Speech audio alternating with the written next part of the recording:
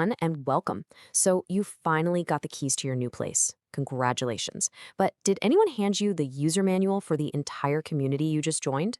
Well, that's pretty much what your housing society's bylaws are. And today, we're going to decode that big, kind of intimidating legal document and turn it into a simple, practical guide you can actually use. Let's get into it. It's a question we often forget to ask, right? We get so wrapped up in the apartment itself, the walls, the view, the kitchen, that we forget about the community. But your housing society is basically a mini democracy. And these bylaws, well, they're its constitution. They aren't just a list of things you can't do. They're the playbook that helps everyone live together peacefully and fairly. So, to make sense of all this, we're going to frame this as the journey of a society member. We'll start with the rulebook itself, then we'll walk through what it takes to join, what's expected of you and what you can expect. We'll follow the money, see how decisions get made, and wrap up with what happens when it's time to move on. Okay, let's start at square one. What are we actually talking about when we say bylaws? Simply put, they're the officially registered rules that dictate how the society operates. And they have to be in line with the state's main Cooperative Societies Act.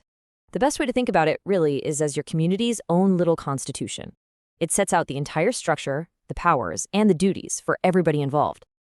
All right, so now that we know what the rulebook is, let's talk about becoming a player in the game. Because it's not just about owning the property. It's about officially becoming a member of the society. Now, this is super important to understand. Not everyone living in the building has the same status. The bylaws lay out 3 different types. First, you have the member. That's the main owner, the person with full rights. Then there's the associate member, who is usually a co-owner and can step in if the main member isn't around. And finally, you have nominal members. Think tenants or caretakers. They live there, but they don't have ownership or a vote. Knowing the difference here is key to understanding who holds the real power. So how do you get your name on that official list? Well, there's a clear, formal process. You've got to submit the application form, pay for some shares and a small entrance fee, show them your sale agreement, and sign a couple of declarations. After all that, the managing committee gives it the final stamp of approval, and just like that, you're officially in. Okay, let's get to the heart of it all. The daily give and take of living in a community. What's expected of you, and what can you expect in return? When it comes to your duties, a lot of it is just common sense for living with other people. Keep your place looking good, pay your dues on time, and, try not to be a nuisance. But there are also official things you got to remember, like getting permission before you start any renovations and always letting the society know if you're renting out your place. These rules aren't just there for the sake of it. They protect the building and everyone in it. Okay, pay attention, because this bit is absolutely crucial. Just being a member doesn't automatically mean you get a say in things. The bylaws have this concept of an active member. That's someone who can actually vote. And to be one, you have to do 2 simple things. Show up to at least 1 general body meeting in 5 years, and make sure your dues are paid.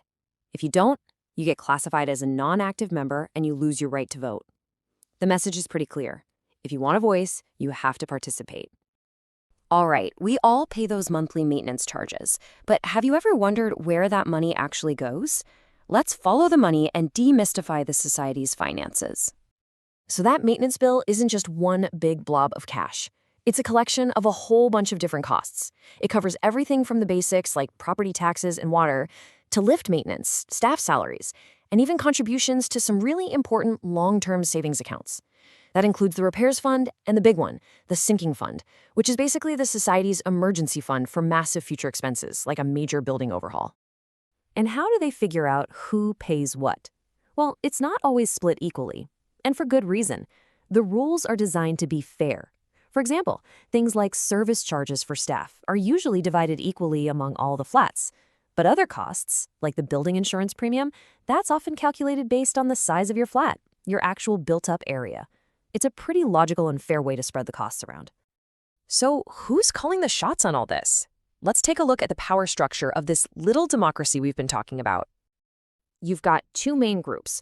There's the managing committee, and they're the ones who handle the day-to-day stuff. But, and this is the big but, the general body, which is made up of all the active members like you, is the supreme authority.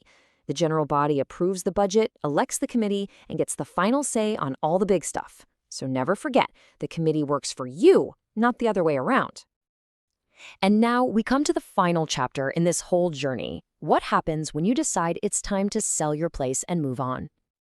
Luckily, the process for a smooth exit is laid out pretty clearly. It's a step-by-step thing. You give some notice, you submit the paperwork for yourself and for the buyer, provide the sale agreement, and make sure all your dues are cleared.